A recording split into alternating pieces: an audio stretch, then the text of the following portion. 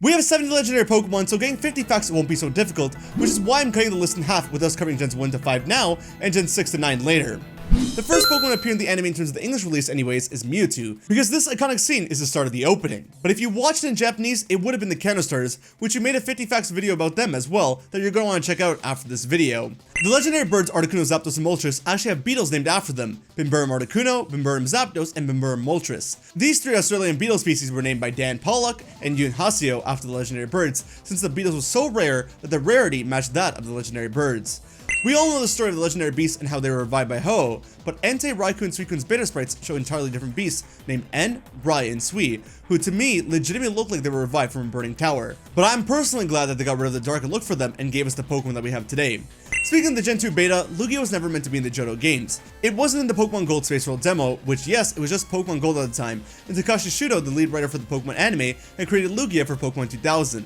And then after seeing this, Game Freak decided to slap Lugia into Gen 2, creating Pokemon Silver in the process, which was a shock for Takashi Shudo as well, because he didn't even know what happened.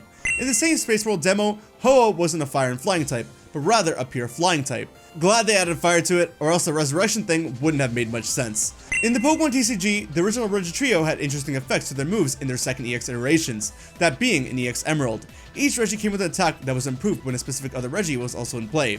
Regice got a boost from Regi Rock got a boost from Regi Steel got a boost from Regi Ice. And I seriously doubt that these were competitively viable, but hey, it's cool regardless. In the Pokemon Adventures manga, the Eon duo have a set of unique abilities that's similar to Latios and Latias from the 5th movie. Latios and Latias can both speak through telepathy, however, only the people that they choose can hear their thoughts. They also have the ability Sight Sharing, where they can show an image of whatever they're viewing to anyone. And just like the 5th movie, Latias has an ability here that Latios doesn't, and that's the Shapeshift, which Latias does multiple times in the manga. Well, it's said that Latias could shapeshift in the movie as well, but it never does. It's also explained that Latias is able to appear as a human by using its ability to refract light, which is actually consistent with its Pokedex entry in Sapphire, so hey, looks like Latias will always have the advantage here. The official name for the weather trio is Super Ancient Pokemon. Yep, and it's not just Bulbapedia saying it either. The term was dropped in the Gen 3 games a few times. The files for the themes in some of the main games and Pokemon Masters refers to them as Super Ancient Pokemon. Some figures of them have the label of Super Ancient Pokemon, so they're Super Ancient Pokemon. But I'm still gonna call them the Weather Trio. Obviously, it's well known that the Lake Guardians had a connection to each of the main characters in the Diamond Pearl anime, Mesprit and Dawn for their ability to feel, Azelf and Ash for their will, and Yuxi and Brock for their wisdom.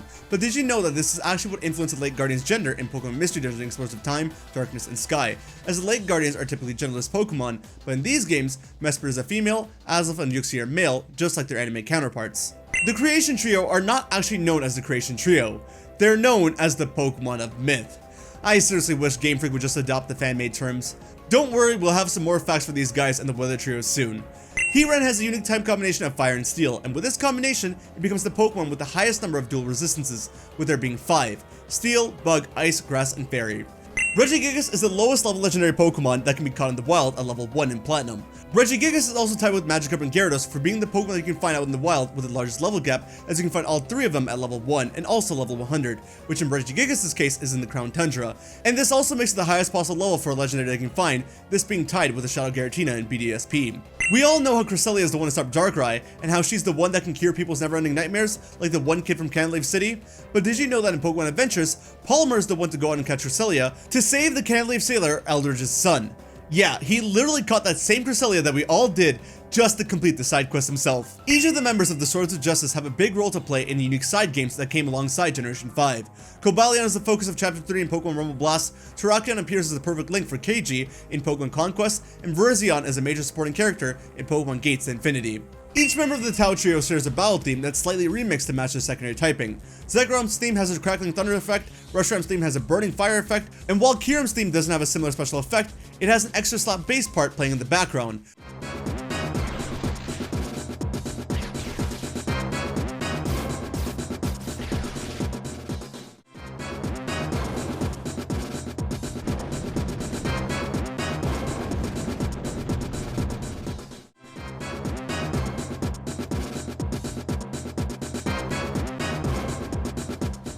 But in ORAS, all 3 of the members use Zekrom's variant of the OST. Tornadus and Thunders were initially designed as Red and Blue demons, but were changed as they clash with Sock and Throw, who were also later redesigned to distance them further. Landorus was also added in there later when a change was made during development, suggesting that the forces of nature were meant to be a duo as opposed to initially a trio, and now they're a quartet, but that's for another video. Everyone knows that Mewtwo is a clone of Mew, but do you know what part of Mew was used to clone Mew? Well, according to Pokemon Adventures Fire Red and Leaf Green, the chapter called Few for Mew, Mewtwo was cloned from Mew's eyelash, and to that, I gotta say, what eyelash? Also, regarding the Mewtwo from the Genesect movie, it was originally planned to be the same Mewtwo from the first movie like we all wanted. However, Pokemon decided to back away from that decision as the head writer for the original 3 Pokemon movies, Takashi Shudo, had passed away, and the Mewtwo from the first movie could be considered his property, so they basically backed out of the decision out of respect, which I also respect. But, like, they slapped Lugia into Gen 2 without asking him, and if you're gonna end up using him in Journeys anyways, you might as well have for this trash movie. The legendary birds also had a different name. They were known as the Legendary Titans. No, they weren't going to start the rumbling, but this was the term used in the English dub of the second movie, as well as the official Pokemon handbook. This term, of course, was later on appropriately given to the Regis. They also had uneven stat distributions in Generation 1, as prior to the special stat being split, Articuno's base stat total was 485, Zapdos was 490, and Moltres was 495.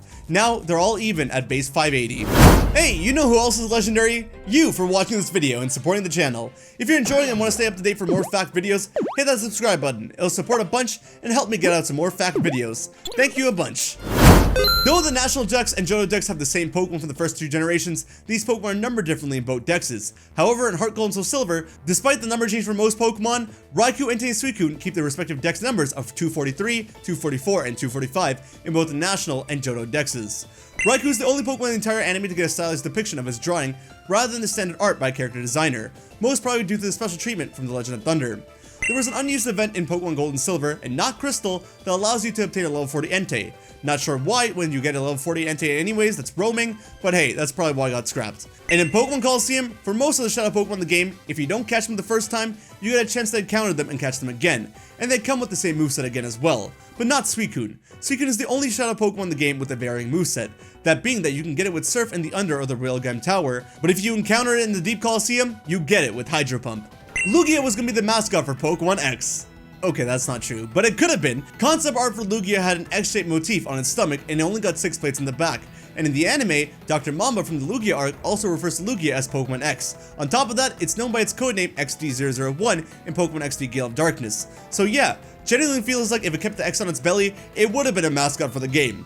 Would have worked surprisingly well with the Yveltal as well. Obviously, we all know that Pokemon I Choose You is set in a parallel world, but do you know the reason as to why it's set in a parallel world? It's because it's showing what would have happened if Ash had received the Rainbow Wing from Ho-Oh. Literally, that's the whole movie. The whole universe exists for that one change, meaning that Ho-Oh is the reason as to why we got the anime that we did today. If that fact doesn't work for you, then Ho-Oh is the first Generation 2 Pokemon and Legendary Pokemon seen outside of the opening. Yeah, 3 facts in 1, you're welcome. In the international versions of Ruby, Sapphire, and Emerald, there are 3 unobtainable Regidolls programmed into the game. They were unlockable with the Japan-exclusive Regidolls Decoration Set e-reader card, but no one's going to Japan just for that. In Pokemon Coliseum, the puzzles needed to unlock the Legendary Giants in Gen 3 are referenced in the battle mode Single Battle Mount Battle. The 90th trainer, Area Leader Axley, has a party consisting of Regirock, Regice, Registeel, Flygon, Relicanth, and Wailord. Flygon is included because it was the only species at the time that could learn Dig, Strength, and Fly, which are required for the Seal Chamber's second puzzle, the Desert Ruins puzzle, and the Ancient Tombs puzzle, respectively. Pokemon Heroes has an ending that shocked and confused many fans, and no, I'm not talking about the kiss on the cheek, I'm talking about the fact of how you see a Latias and 2 Latias at the end of the movie, with parts of the internet seriously thinking that Ash was the father of Latias' sudden 2 babies. This is not what happened. The problem lies in the fact that the English dub changed the whole backstory of this movie, and without getting into all the details of this backstory, I'll say that they cut the story of the origin of the Soul Dew in Altimere's ancient history, which also removed the reference to the fact that many Latios and Latias visited and left Altamere frequently, so no one had any sudden babies. I don't blame anyone for being confused, but come on guys, it's a kid's show. In Pokemon Omega Ruby and Alpha Sapphire, a Kyogre that knows Surf will allow the player to surf more quickly than with other Pokemon, except Sharpedo. This action has its own animation and larger hitbox. Additionally, a Kyogre that knows Dive will allow the player to avoid underwater trainer battles. This action also has its own animation and a larger hitbox. Alpha Sapphire fans, rejoice! And for Omega Ruby, as a possible reference to Primal Groudon, when Groudon is caught in Pokemon Scarlet and Violet, it will have the Fire Terra type. Yeah, it's cool, but not as cool as the Kyogre one. In the Pokemon of the Year poll held by the Pokemon Company in 2020, Rayquaza was voted the most popular Generation 3 Pokemon, receiving 60,939 votes. It was also the 8th most popular Pokemon overall. It was also voted as the most popular legendary Pokemon, as well as being the only legendary Pokemon to make the top 10 results. But really, is anyone surprised? You know how they have the stupid official term Super Ancient Pokemon? Yeah, that term was given to fossil Pokemon in the Japanese dub, and they should have stuck with it to spare the legends. In Pokemon Black 2 and White 2, each of the places the Lake Gardens appear in after leaving the Cave of Being aligns with what they represent. Uxie appears in front of Nacrene City Museum, a place where people go to seek knowledge. Messer appears at the Celestial Tower, a place where people express their feelings and mourn. And Azulf appears in Route 23, the path that leads to Victory Road, where a trainer's courage will be tested. In the Japanese fandom, the Lake Gardens is sometimes referred to as the Uma Trio, or Uma Combination, with UMA standing for Unidentified Mysterious Animal. These are also the initials of the 3 Lake Guardians in English, and in their Japanese names, Uxie, Emerald, and Aghanom, I think, they use a second letter of Emerald to represent M. And coolest of all, Acuity, Verity, and Valor Cavern each have 2 pools of water, which can be compared to the relative positions in Sinnoh for the other 2 caverns. The Lake Guardian in each cavern occupies the position of its own location. Man, the Lake Trio has some of the best facts, hands down. Dialga and Palkia are the only 2 Pokemon that can legitimately be caught in every kind of Pokeball in the core series to date, as they're the only 2 Pokemon that can be caught with an Origin Ball.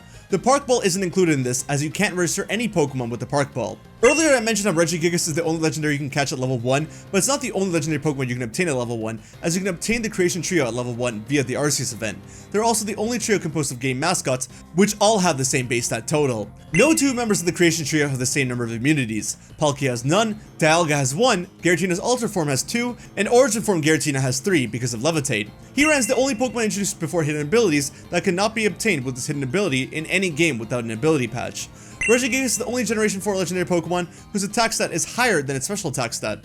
In the English demo of Pokemon Diamond and Pearl, Eldritch refers to Cresselia as the Quarter Moon Pokemon, when it's publicly been known as the Lunar Pokemon. But forget that, I didn't even know that Diamond and Pearl had an English demo! Well, this time with Keldeo, I'm gonna take the liberty of throwing it in with the legendary Pokemon video. The Swords of Justice are the first quadruped fighting type Pokemon to be introduced into this series. Yeah, a whole 5 generations for them to figure out how to get fighting types and not be bipedal. While we never get to see them, initial design drafts for what would become Zekrom and Reshiram were done by Keikyo Morutsugu, while their final designs were created by Ken Sugimori. According to Morutsugu, Zekrom's final design is mostly similar to a draft, while Reshiram's final design ended up being significantly different from a draft. But according to Junichi Masuda, Zekrom's design was originally supposed to have 4 hands, so there were some major differences in Zekrom as well. Kyurem has the most separate cry used in the game, with a total of 5. It has 1 for each form, and 2 longer cries that play in stereo mode. The 5th gen legendary trios all have unique battle transition animations. For the Tau trio, a few lights will gather in the center of the screen, and a swirling vortex will zoom in from the center. For the Swords of Justice, the screen will pause, fade to black, then a sword will slash through the screen as the glass breaks into pieces and the battle begins. For the Force of Nature, a small orange beam will shoot across the screen horizontally from right to left, and then a flash will appear before the battle starts. The beta art for Latios shows that it originally fused with Blaziken, with them later becoming 2 separate Pokemon. Thank God. And of course, we have this legendary beast, who wasn't in the Pokemon Gold Space World demo or anything, but looks to be a beta Raikou, who many fans believe is a fusion of Raikou and Suicune, and was later split to make the 2 beasts. And finally, for those of you who didn't know, outside of Eternamax Eternatus, which is completely unobtainable, Mega Mewtwo and Mega Rayquaza are the strongest obtainable Pokemon at a base stat total of 780. Next week, we cover 50 facts on the Johto starters. Thanks for watching, and I'll see you guys over on next week's video.